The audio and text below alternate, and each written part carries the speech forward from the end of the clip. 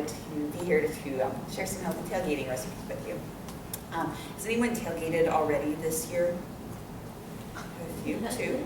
The rest of you watch the game at home? Yeah. Yeah, now if you watch the game at home, a lot of the same foods that are served at tailgates, people tend to make and serve at their homes. Things like burgers or brats or ribs or crock pot things tend to go over well during long games because you can go back and get more warm food from the crock pot. Things like nachos, cookies, brownies. Trust me, at Hy-Vee we have all kinds of not so healthy tailgate goodies spread out throughout the store to try to tempt people to buy more food for their football parties. Because we do tend to eat while we watch TV, especially when we're in social settings, we're celebrating, we're excited about the game, or maybe stressed about the game. Food consumption tends to occur for better or for worse, so why not make it for better? If you do go to a tailgate, you can definitely take something along with you, and that's what I'm hoping to show you today is a few ideas for healthy tailgating, things you can take that are going to be beneficial to your diet, fill you up, give you good energy, not leave you feeling lousy the next day, and not sabotage your efforts to improve your diet and to be healthier with loads of calories and sodium, fat and sugar on the weekends. Thank you, dear. Our first item we're making is ground smart chicken meatballs. We're making buffalo meatballs with a blue cheese dipping sauce. You've got your recipes in front of you there. If you don't see them, just turn the handout over one side or the other. I'm going to use ground smart chicken primarily because I just like the flavor. I think it has better flavor than ground turkey. It is whole muscle cuts of chicken, and I just really like the flavor and consistency of it. It is a nice lean product, 95% lean, 5% fat, so it has a little bit of moistness to it. It's not completely dry, but still extremely, extremely lean. So that's the product that we use for our meatballs. These are 1 pound packages, and this is just back in the poultry department at any grocery store that carries smart chicken. With the breasts and the thighs and the tenders. That in our bowl. And I don't know about you, but I just like to get my hands into mixing meatballs. I feel like I can mix them better, more gently with my fingers than I can with a spatula, get them more evenly combined. Plus, it's just nice to use your hands to form meatballs. So I always carry them, or I always have plastic single-use gloves on hand that I can use to just form those meatballs together. Right. Adding about 3/4 cup of whole grain breadcrumbs. Now, let's say you're on a gluten-free diet or you don't have breadcrumbs, you can usually use quick oats or you can use almond flour if you really wanted to choose a lower carbohydrate option. Any of those would work just fine. The point is that you're adding a little bit of a binder to help the meatballs stay together and also to hold in some of the moisture. And that's about 3/4 cup. This doesn't have to be super precise. If we were baking brownies, I would say measure it pretty closely, but making meatballs, you can pretty much adapt to your taste and what you have on hand. And we're going to add 2 chopped green onions. It's going to be about a 1/2 cup.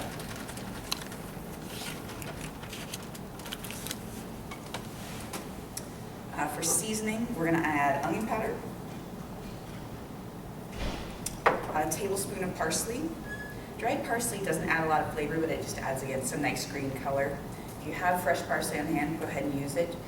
Usually dried to fresh herbs are a ratio of 3 to 1. So if you're using a fresh herb, you want to add more like 3 tablespoons as opposed to 1 tablespoon of the dried parsley. Add a little garlic powder, a little salt, and a little black pepper. Now, if you have garlic salt on hand, you can use that. Just leave out the kosher salt or the regular salt that you add to this recipe, because obviously garlic salt is garlic powder with salt already added to it. For a binder, we're going to use a little bit of a refrigerated egg product today. You can absolutely use regular eggs. I don't have any problem with that. The only good benefit to this is it travels a little easier for me, except for today, which decided to leak, which is one of the hazards of the journey, but about a 1/4 cup of that or 1 beaten egg. will help your meatballs bind together. And we just get to give it I always think of it as giving a nice little massage to your meat here. It's kind of fun. You don't want to just completely smush it. Just gently mix.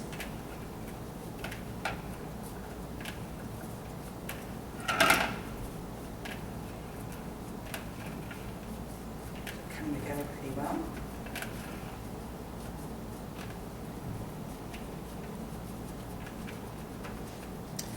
All right, then I like to use parchment paper to bake my meatballs on because nothing sticks to parchment paper. It's a really, really handy tool in your kitchen. If you use foil, sometimes things do stick to foil. I don't know if you've ever had that happen to you, but it's happened to me. And while many of us do have foil in our kitchens, I think it would be wise to invest in a roll of parchment paper for a couple dollars for some of those situations where you really need a non-stick surface. Now, why are we baking these meatballs before putting them in the crock pot? What's that? Well, the crock pot could cook them. But what would happen if I made a bunch of meatballs and put them in here? They'd smush together. Yeah, no, they just turn into one big, they turn from meatballs into meatloaf in the crock pot. So that's the reason we're going to take the extra step here to bake them. Put some parchment down there.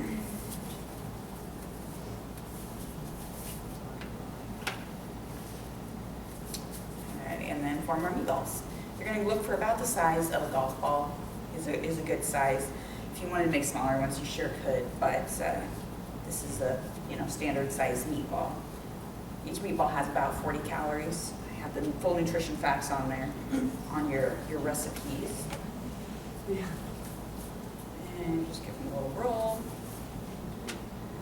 We're going to put this pan in the oven for about 5 minutes at 400 degrees, just to firm your meatballs up. We don't need to cook them all the way through. They're going to cook in the crock pot. But if you just get that outside firmed up, then they'll stay separated into nice little meatball shapes for you. And these meatballs you could definitely serve on a hoagie bun. You could serve them as appetizers with toothpicks.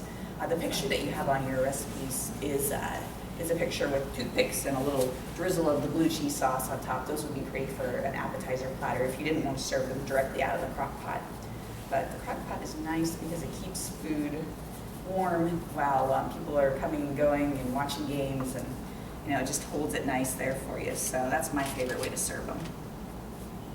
Alrighty, it makes about 14 meatballs. So we're just going to do 6 of them there for you today. Imagine that popped in the oven. Once it comes out after 5 minutes, we're going to pop them right in the crock pot. Then you can do it on low for a few hours, on 4 or 5 hours, on high for a couple hours, just to cook your meatballs through. And you'll add Frank's Red Hot sauce, about 1.25 cups. It's not a big deal exactly how much you use. You just want to get enough to cover the bottom of the pan so the meatballs can have a nice little sauce to sit in and stay moist so they don't dry out. If you're not a fan of Frank's, you could easily use barbecue sauce, or you could just use a tomato sauce or a marinara. Anything you really like sauce-wise would be fine in terms of tomato-based sauces. But since we're doing buffalo today, Frank's is the traditional buffalo sauce, so that's what I have our meatballs in. It's not a super-duper spicy sauce. It's kind of medium, but again, not everyone loves spicy, so feel free to adapt to your taste buds. Any questions? Everybody can make meatballs, right? And if you don't have the patience for meatballs, you could also make the same recipe into burgers and just grill them on the grill. Those would be just fine too. Let's make our blue cheese dipping sauce then.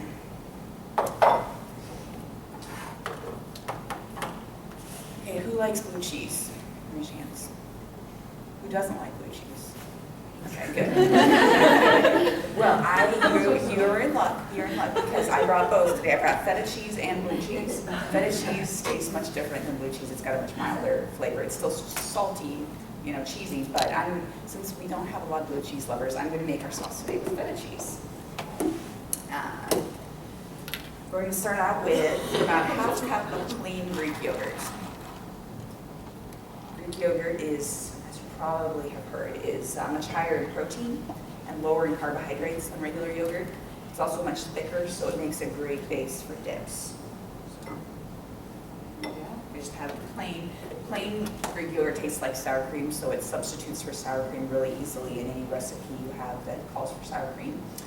I have people ask me why would I use plain Greek yogurt over just fat-free sour cream? You know, fat-free sour cream is very low in calories, but it doesn't have much protein. So if you really want to get some protein and some calcium, plain Greek yogurt is where it's at.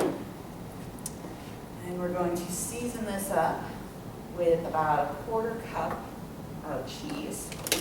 And yeah, I'm serving feta today since we didn't have the blue cheese lovers. I don't like blue cheese either, so I get ya. And then we'll add 2 tablespoons of lemon juice. We're out of fresh lemon today. I like to roll my lemon before I juice it. It just kind of breaks up some of the cell structure, warms it up a little bit, so you'll get more juice out of it. If you just take a cold lemon and cut it open and try to juice it, it tends to be pretty firm and it doesn't want to let off a lot of juice. When I used to work in a restaurant, we would also try putting our lemons in the microwave for like 10 seconds to get them nice and juicy.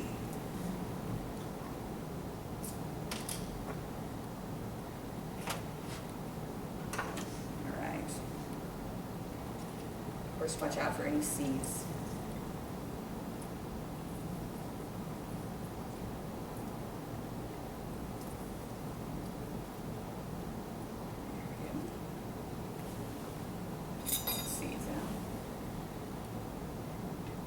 Have a little strainer and want to use it, you can, but just one more dish to get dirty. Give that a little stir, and we'll just add our seasonings of onion powder, garlic powder, and salt. We need about a 1/2 teaspoon.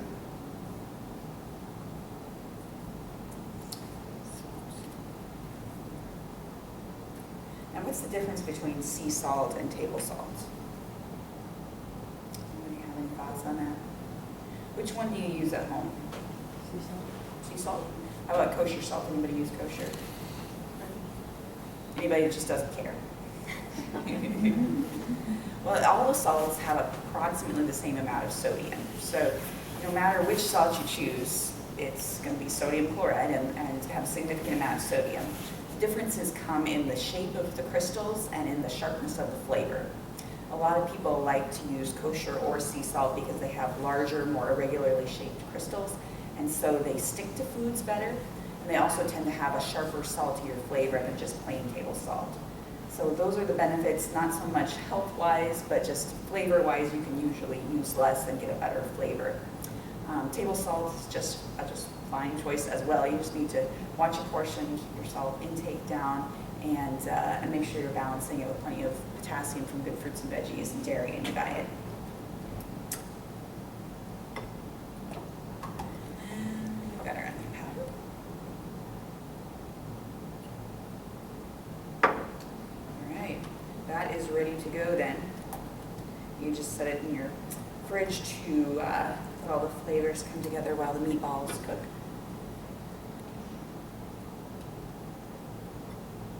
Any questions? No? All right, moving right on.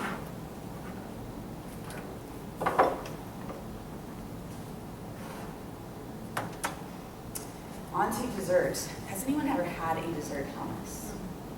Or has anyone seen it on Pinterest? Yes, we've got a few. We actually sell these things at Hy-Vee now. We have a snickerdoodle brownie batter and a sugar cookie hummus at Hy-Vee that we sell. I just saw them on the shelf last night, so they're out there.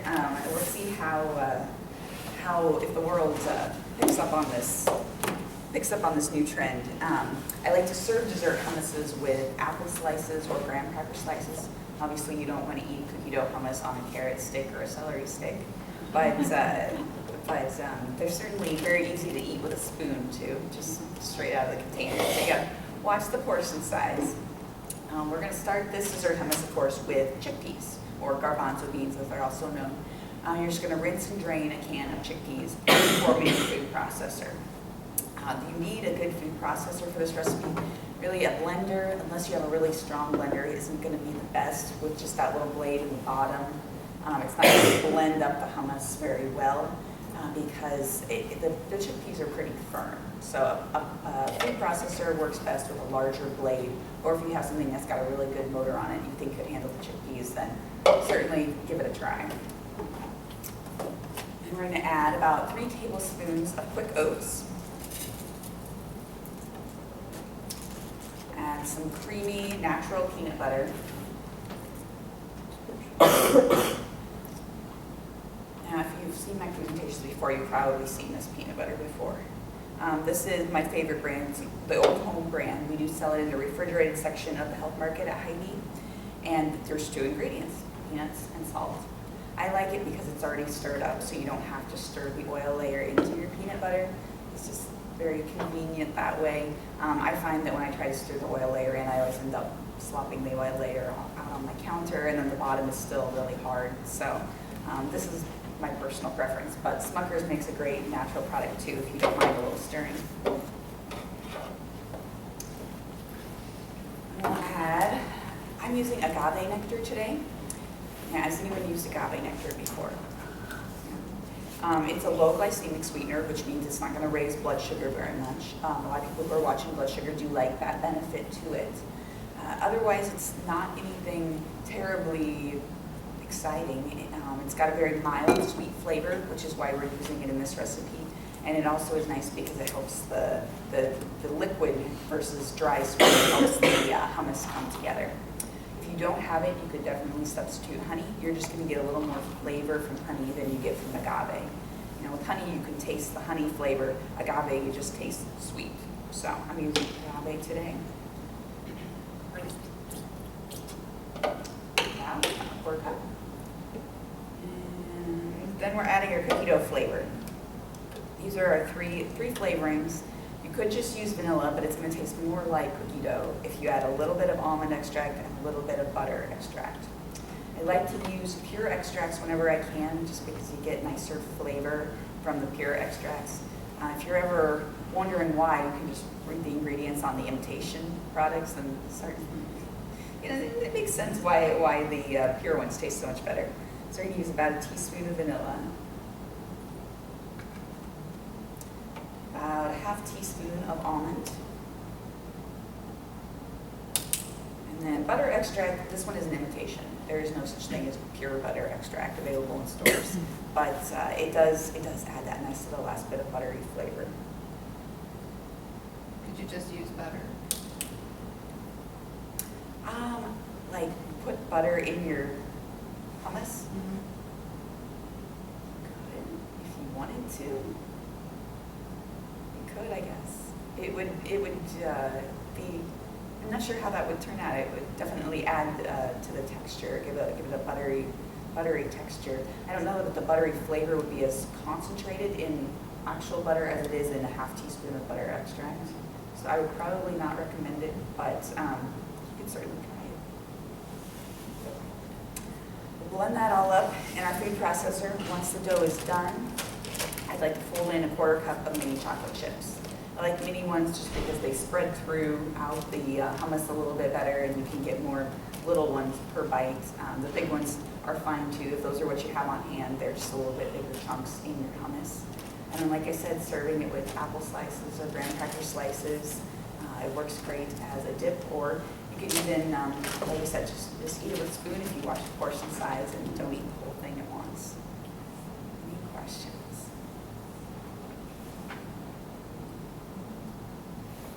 Quite great today. All right, I'm going to slice up some apples. I did also bring along carrots and celery for y'all today because, you know, we're having buffalo. We got to have some celery with it, and that works great as well with our feta cheese dip today. And so if you don't want the dip on your meatballs, you can have the dip with your veggies. Anytime you can incorporate more veggies in your tailgate, you're going to be making it healthier. I will get these items ready to serve. Oh my God. You walking on this right there? Yeah. Yeah. Spicy. Yeah, it's fine, yeah. Yeah. Barbecue works great though too if you're not a real Yeah. spicy person. And there's a wide variations in sugar content in barbecue sauces. I like to use either Stubbs original or Cookies original barbecue sauce. Both of those are nice and low in sugar, under 10 grams per serving. Anything that says sticky or sweet in the title of the barbecue sauce probably means high sugar. So just check a couple of labels and compare and look for something with less than 10 grams of sugar per 2 tablespoons serving with your barbecue sauce.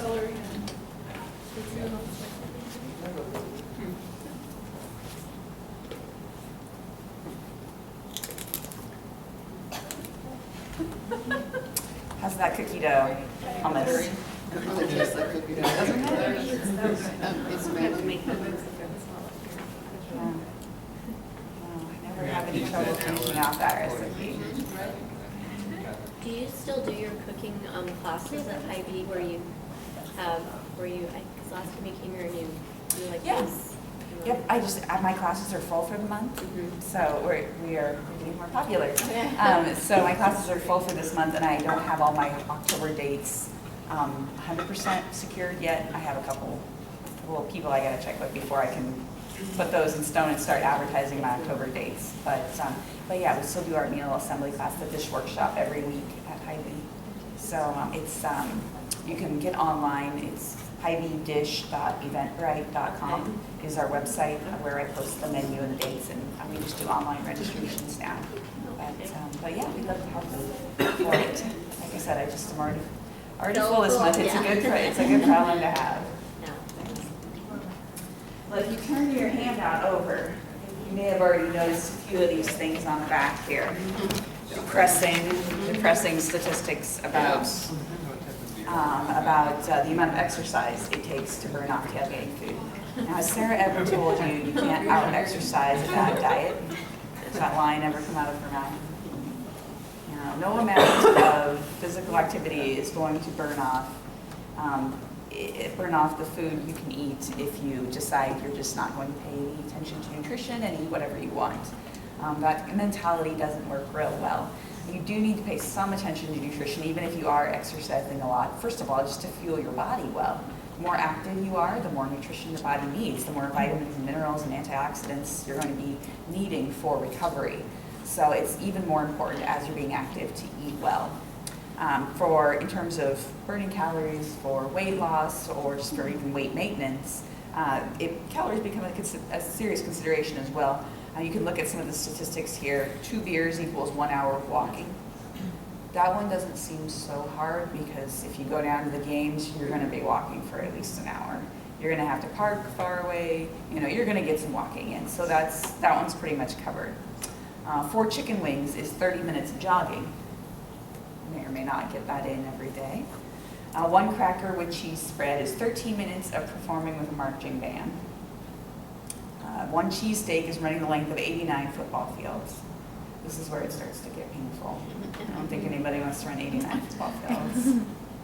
2 slices of pepperoni pizza is climbing 6,000 steps. I don't know how many steps are at Memorial Stadium, but I'm guessing that would be multiple trips up and down to get that many steps in.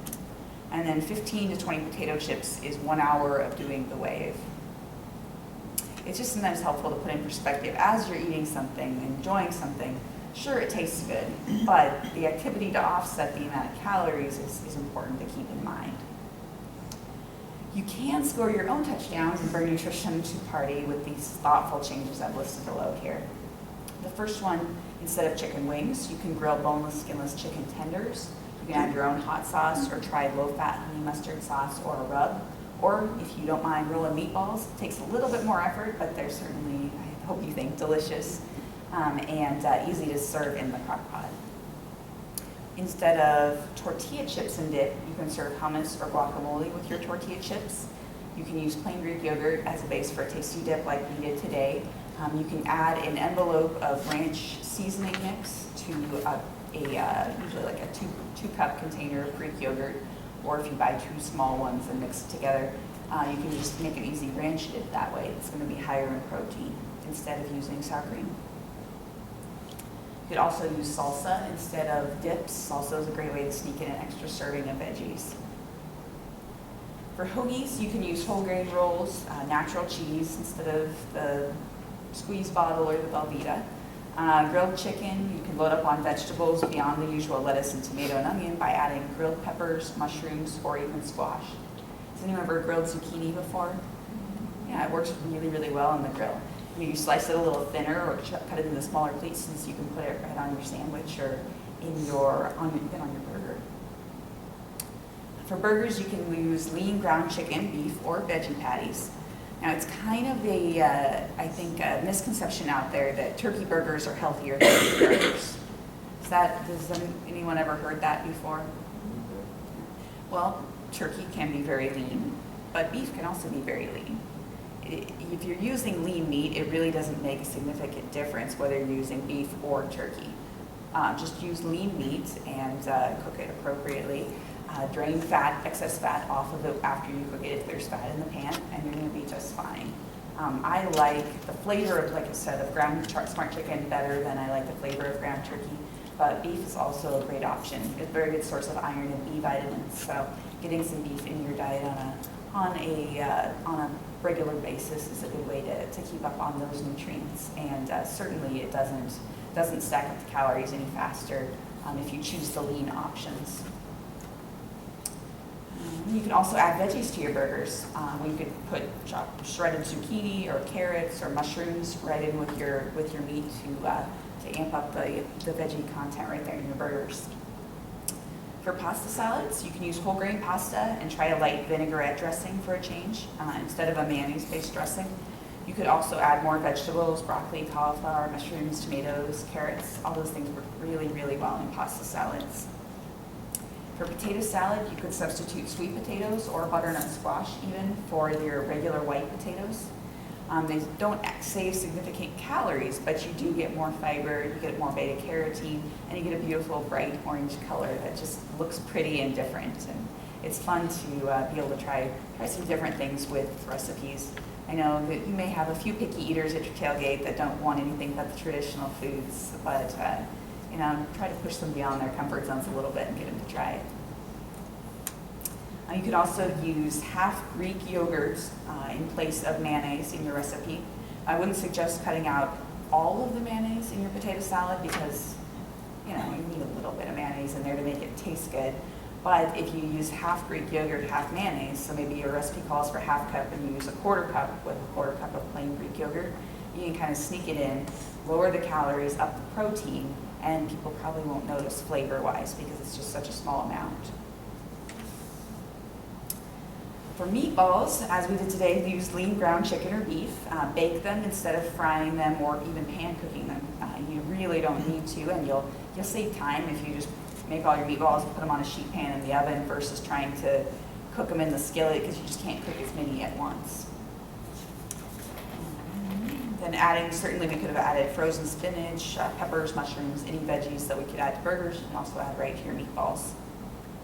And lastly, for desserts, think about fruit first, of course. Fruit, and more fruit. Make beautiful fruit platters. Try to use some exotic fruits maybe to entice people to want to eat fruit more than the brownies with the sprinkles or the cookies with the big red ends on them. Think about buying kiwi or cherries or mango or some different fruits beyond just apples and oranges to make those fruit platters more appealing. Serving with a yogurt dip is a great way to make fruit a little bit more dessert-like as well. When more than fruit is desired, you can sneak in healthy ingredients like beans, oats, nuts, and flaxseed, like we did today with our cookie dough dip. There's a lot of recipes out there for brownies or bars with some of these different ingredients. So if you get online or if you email me, I'd be happy to share some of my favorites. Then there's the food, and then of course there's the atmosphere and the choices we make around the food in the atmosphere. And having a 4-hour-long football game provides a long window of opportunity to eat. Normally we don't have 4 hours, a 4-hour time frame within which we eat. Normally we eat and then we're done. So that's why I have a few more tips here at the bottom of your handout. First one being having a beginning and an ending time to eating. Maybe you eat during the first quarter and then put the food away, and then you just get out a dessert platter or fruit platter at the end to celebrate a victory, hopefully. Don't eat standing up if at all possible. You get more satisfaction and more satiety if you sit down and eat slowly and savor our food. It's not always possible at a tailgate, but if you have a place where you can sit down to enjoy your food, please do so. You can put the food away and out of sight when you're not eating. If that's not possible, just walk away. Create some distance between yourself and the food, and you'll be less apt to keep wanting to reach for more. Provide lots of fresh fruits, veggies, and nutritious dips for snacks at designated times throughout the game. If you put the food away and people are still hungry, keep those healthy options available. And then stay active. Do the wave, walk around, park far away, which is always easy here in Lincoln. If you're at home, get off the couch during breaks in action and do a predetermined physical activity, maybe some jumping jacks or squats, or even run up and down the stairs, something to get your blood pumping and moving so you're not just sitting for 4 hours. Just getting those little bits of movement in really do count and help you be healthier. And lastly, drink alcohol in moderation, of course. 1 drink per day for women and 2 for men is ideal. You can't save them all up for the weekend, unfortunately. That's not the healthiest option.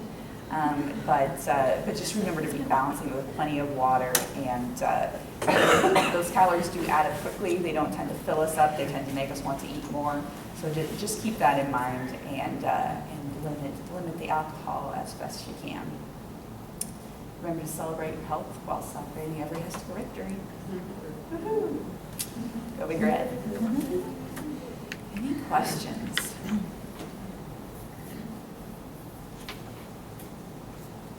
When you say 2 beers equals 1 hour of walking, are we talking like Guinness? Yeah, good beer. Good beer. Yeah, 4 light beers for 1 hour of walking. But why would you bother? No, I completely understand. Yeah, no, good Guinness, then get your walking.